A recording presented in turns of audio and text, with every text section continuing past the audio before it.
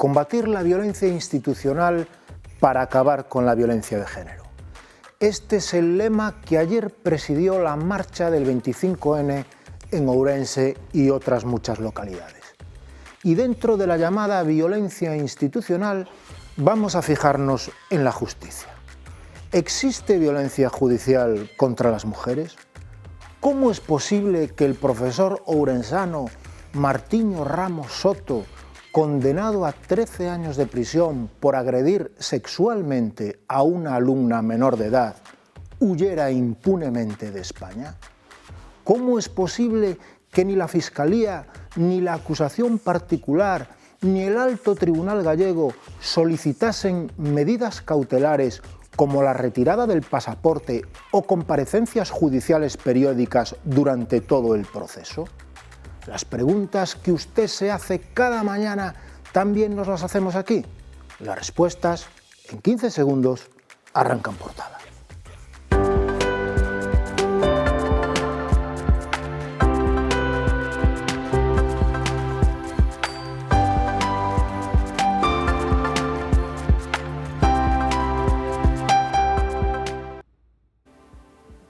Buenos días, señoras y señores, bienvenidos al programa 2994 de En Portada, un espacio en el que abordamos la actualidad ourensana gracias a la presencia de nuestros analistas.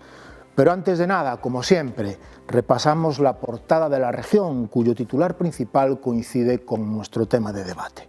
El gobierno espera una rápida extradición de Martiño Ramos a España.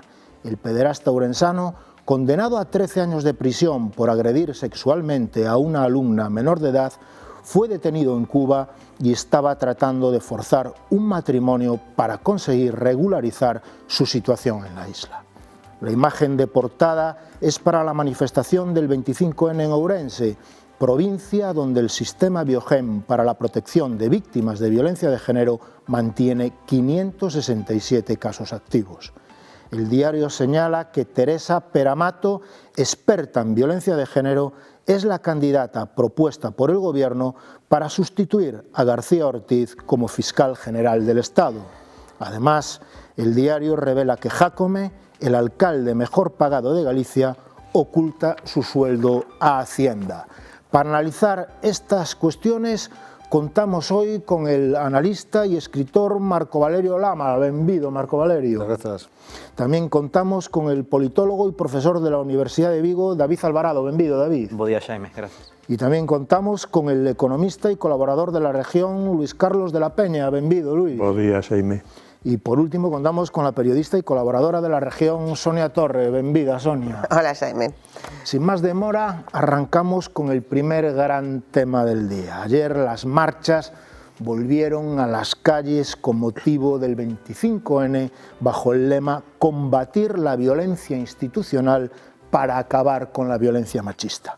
Y ahí se encuentra precisamente en la institución judicial, la misma que permitió la huida a Cuba del profesor ourensano Martiño Ramos Soto, condenado a 13 años de prisión por agredir sexualmente a una alumna menor de edad. Recordemos que Martiño Ramos pudo viajar a Sudamérica porque ninguna de las acusaciones, ni la Fiscalía ni la acusación particular, acordó la retirada de su pasaporte o comparecencias judiciales periódicas. Nunca se pidieron medidas cautelares, ni durante la instrucción del procedimiento penal tras la denuncia de la menor en septiembre de 2021, ni posteriormente cuando fue condenado en primera instancia por la audiencia de Ourense, ni tras la confirmación del Alto Tribunal gallego. La sala enjuiciadora, cuando recayó el fallo del Tribunal Superior de Justicia de Galicia, pudo convocar de oficio a las partes a una comparecencia para que solicitaran la adopción de medidas cautelares y tampoco lo hizo a la espera del pronunciamiento del Supremo. La pregunta cae por su propio peso. ¿Es esto violencia institucional? Marco. É un tema moi doloroso, un tema moi difícil de entender para a xente que non somos abogados nin expertos en dereito, resulta dificilmente entendible. Explicaches moi ben todos os valeiros que se produciron e todas as deixadeces de funcións que houbo para permitir a fuga deste delincuente, non?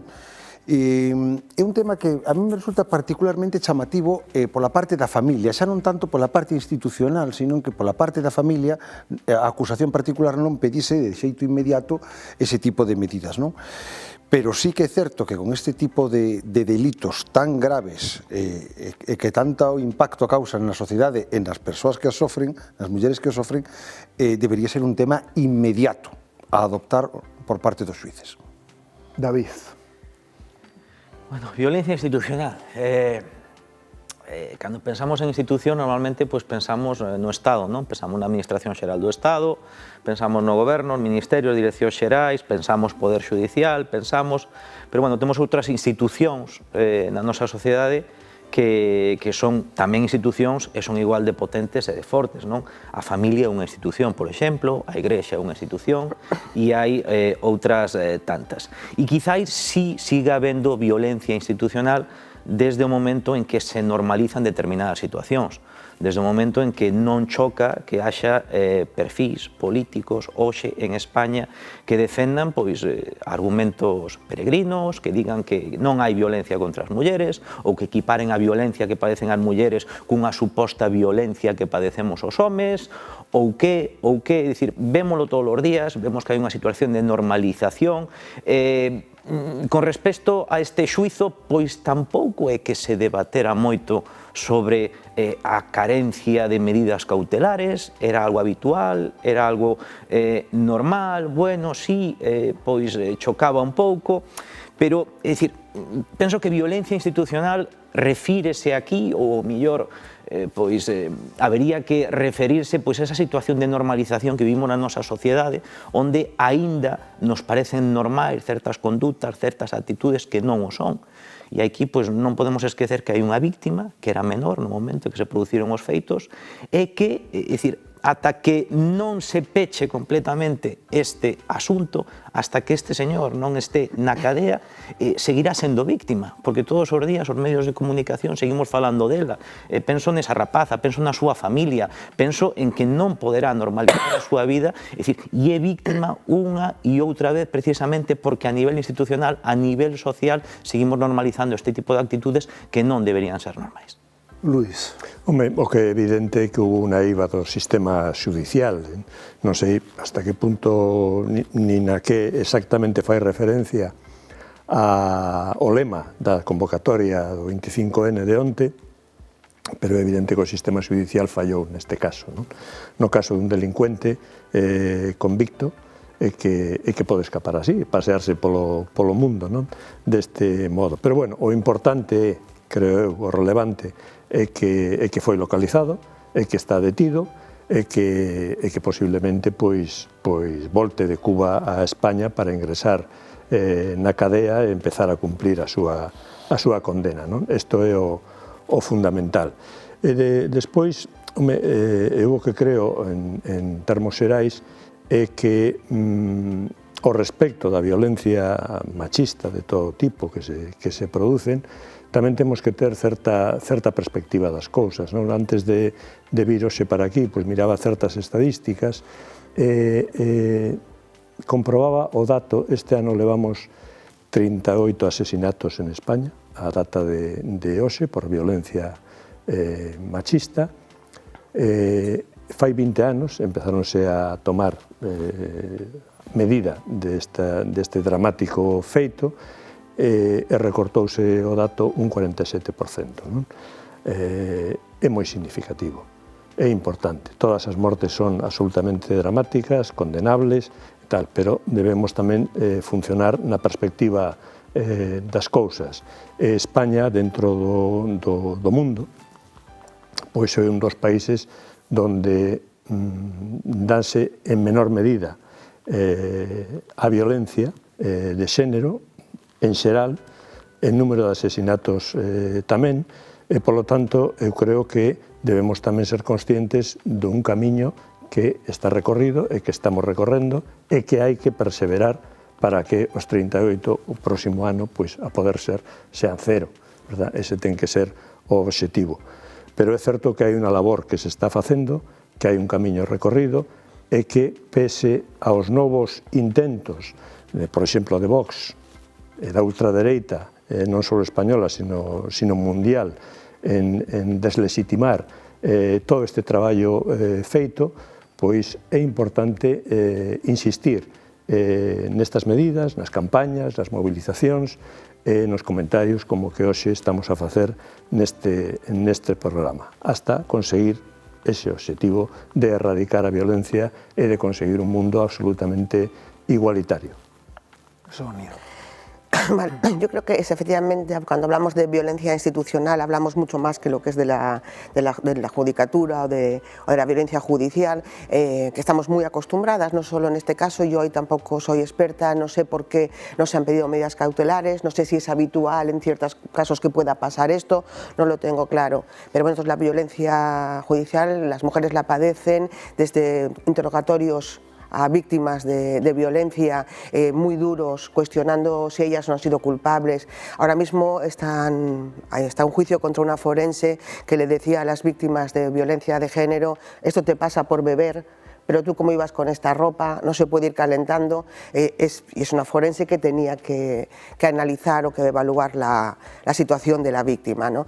O estamos viendo también casos, pues Martiño se ha escapado, pero otros salen por la puerta pues porque no se encuentran indicios a pesar de todas las pruebas que hay contra ellos, a pesar de que se ha accionado bien el sistema de denuncia, pues como algunos futbolistas que están haciendo su vida normal y están maravillosamente bien.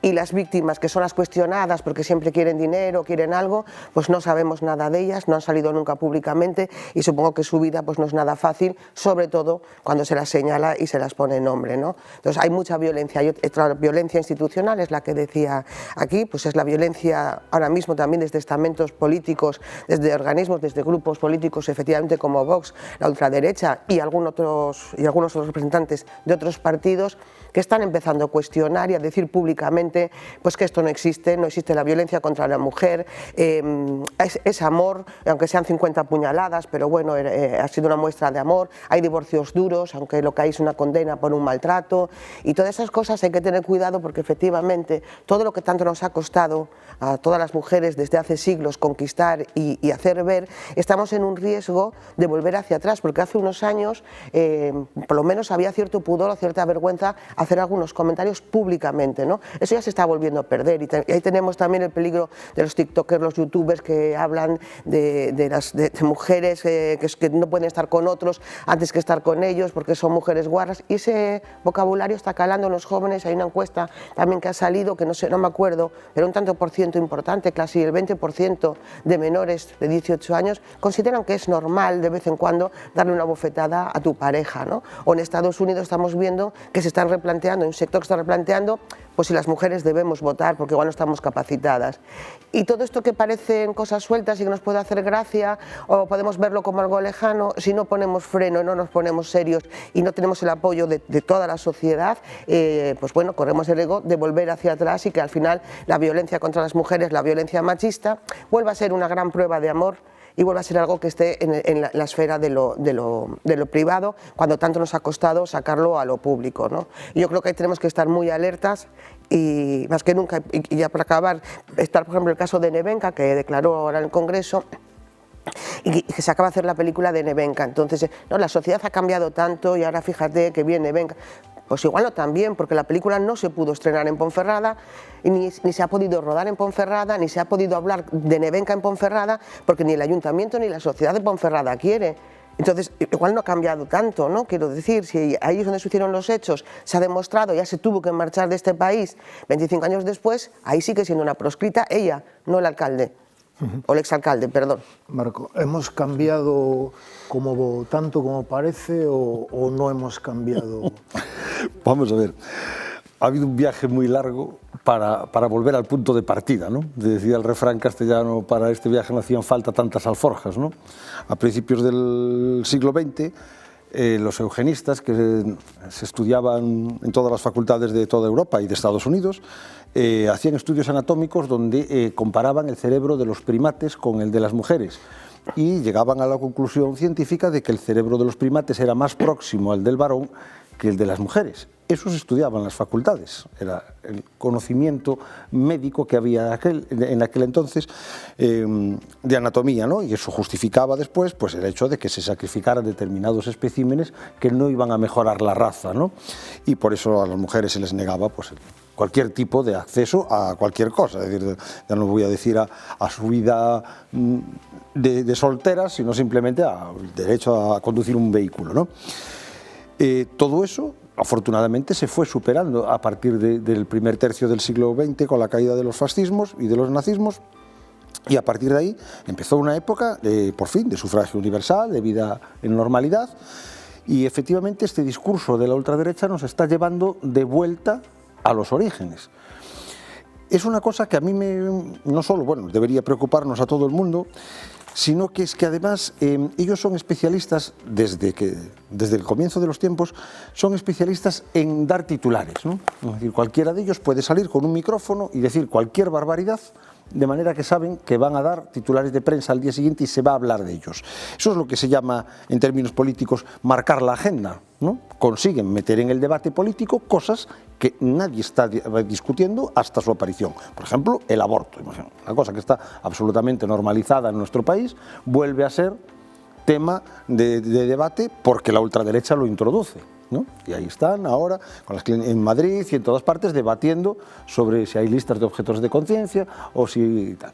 Entonces, yo creo que la sociedad lo primero que tiene que ser es muy consciente, como muy bien apuntaba Sonia, de cuánto nos ha costado esto, cuántos sacrificios, cuántas víctimas ha tenido que haber para que se llegase a esta situación, y no banalizar y dar por sentado que cualquier cosa de lo que tenemos va a durar para siempre. Hemos visto que ni los derechos laborales, ni los derechos de las mujeres, ni muchísimos derechos que dábamos por sentados, los pensionistas, van a estar garantizados en un futuro, sino que va a haber que luchar por ellos día a día. David, hay una trampa estadística, por decirlo aquí, sí, y me explico. En Ourense, el sistema de Biogen, de protección a las víctimas, mantiene en estos momentos 567 casos activos. En lo que va de año, en los dos primeros trimestres de 2025 se han registrado 513 denuncias por violencia de género en Ourense. Esa es la estadística, la fría estadística. Por otra parte, tal como apuntaba Luis, estadísticamente él quería poner en valor también la parte estadística, en el sentido de que se había hecho un trabajo en los últimos años hasta hoy. Hablamos de 38 muertes por esta causa, que se han reducido un 47%. Quiero decir, por una parte tienes la sensación de normalización de una lacra, y por otra parte apunta Luis que hay una mejora en la lucha contra la lacra. No sé si me acabo de explicar, parece una aparente contradicción, si no, a veces no sé si las estadísticas contribuyen a engañarnos ou a situarnos realmente en el foco verdadero, en el centro del problema. As estadísticas o que nos aportan é información, e o que nos veñen a decir é que este fenómeno é un fenómeno complexo. Efectivamente, a situación extrema de violencia contra as mulleres, que é o asasinato, estáse a reducir. Pero vouche dar outro dato que anotei poquinho antes da tertulia, e é que en Ourense temos un 77% máis de casos activos de violencia de xénero que hai 10 anos. Ter un 77% máis. Que ocorre? Ocorre que tamén evoluciona a nosa definición de violencia de xénero. Hoxe todos recoñecemos que violencia de xénero non é únicamente asasinar ou zoupar a unha muller. Hai situacións de sometimento, de vexación, de control, de limitación, de insultos, de menosprecio, que tamén entran dentro dese abano do que consideramos violencia de xénero. E iso está ben, é un avance. Que ocorre? Ocorre que, evidentemente, canto máis ampliemos a definición, tamén se registrarán moitos máis casos. Non é incompatible unha cousa ca outra. Avanzamos, evidentemente, pero tamén avanzamos en canto á conceptualización desa violencia de xénero. O risco, como ben dicía aquí o compañeiro, pois normalizar certas situacións ou aceptar que entren no discurso argumentos que son incompatibles pois cos dereitos humanos ou ca liberdade dos individuos e ca necesaria igualdade home ou muller. Outro apuntamento que penso que chama ao optimismo e é que a finais deste ano, penso que o 31 de decembro, empezará a funcionar o xulgado especializado en violencia de xénero aquí na provincia de Ourense. Que implica? Pois implica que haberá unha corte especializada ad hoc para este tipo de cuestións, implica que haberá un xuíza adicional que é experto neste tipo de cuestións, que haberá un fiscal acaído para a problemática da violencia de xénero, que haberá máis funcionarios traballando nesta cuestión específica. Quizáis a partir de entón, quizáis con este prisma máis especializado, evitemos reproducir situacións como a de Martiño Ramos, na que non se adoptou ningún tipo de medida cautelar.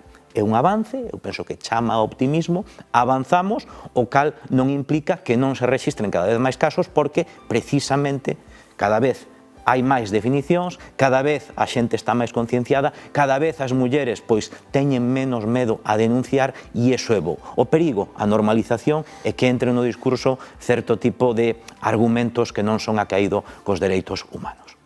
Luis, en septiembre, hace un par de meses, levantó cierta polvareda la encuesta Así somos, el estado de la adolescencia en España, publicada por la ONG Plan Internacional. Uno de los datos que más llamó la atención fue que el 72% de los chicos consultados, la muestra se realizó entre 3.500 chicos y chicas de 12 y 21 años, por tanto abarcaba la generación Z y alfa, las llamadas Z y alfa, repito, los chicos, el 72% de los chicos entre 12 y 21 años les preocupa ser acusados injustamente de acoso sexual o violencia de género. Esto es lo que decía la encuesta. Y decía algo más. Aunque un 71% rechaza con firmeza que un joven pegue o amenace a su novia o la presione para mantener relaciones sexuales, hay un 30% de chicos que no expresa un rechazo rotundo. Esa cifra es de un 20% entre las chicas. Y dice, el 50% de los chicos y las chicas justifica que en alguna ocasión se revise el móvil de la novia y que se quiera saber dónde está en todo momento. Yo no sé, es una muestra muy grande, levantó mucha polvareda. Yo no sé si esto es un reflejo real de los nuevos jóvenes. Sí, lembro esos datos, ¿no? Coinciden plenamente con este xurdimento que hai na xuventude con respecto a valores culturais defendidos por a extrema dereita universal, non só nin galega nin española, non?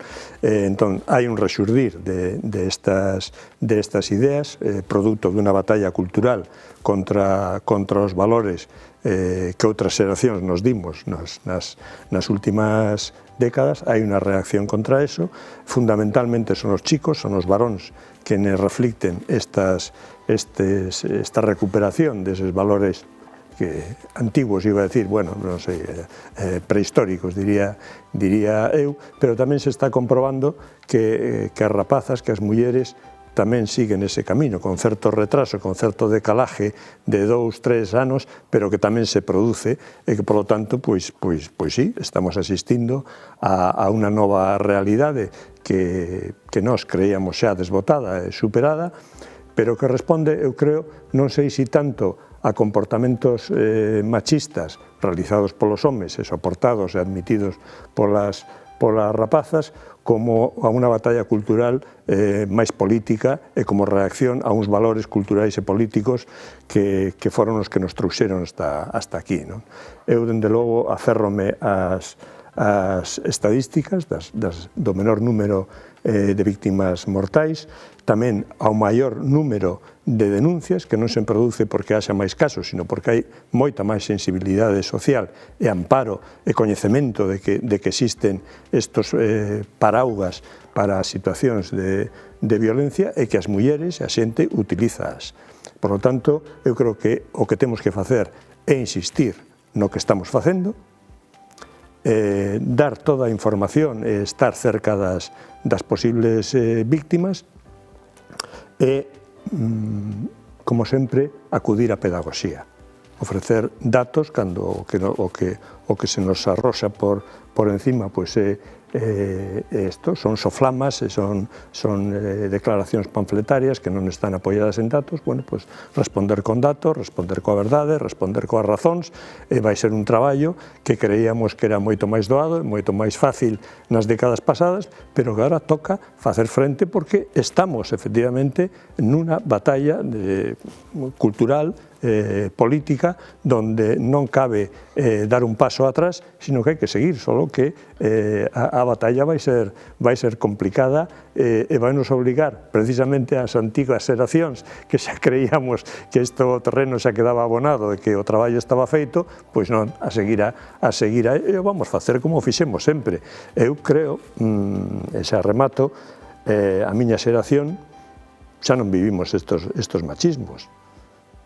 Compartimos as clases, as aulas con rapazas, incorporámonos todos ao mundo laboral en pé de igualdade, en pé de igualdade e amparados pola lei, e outra cousa é que axamos deixado, creo que na parte marxinal, en que en determinadas empresas a muller este peor pagada que o home facendo o mesmo traballo, pero creo que maioritariamente o que se conseguiu foi un cambio enorme con respecto ao que viña de antes, non? E que despois a situación, se antes dixen que en España estamos en cabeza en determinadas batallas respecto á igualdade de dereitos e de xéneros, pois eu creo que debemos tamén seguir en cabeza e recoñecer o que fixemos ben e por que o fixemos e en base a que principios tamén o fixemos. E creo que isto hai que seguir porque, como digo, hai agora unha reacción frente a todo o conseguido. Sonia. Bueno, como me queda un minutito nada más para hablar, yo creo que ayer fue 25 de noviembre, el 25 de noviembre no es una fiesta, no es una celebración, no es un jaujas, es un día para reflexionar y para hacernos conciencia de las violencias que padecemos las mujeres todos los días y en todo el mundo.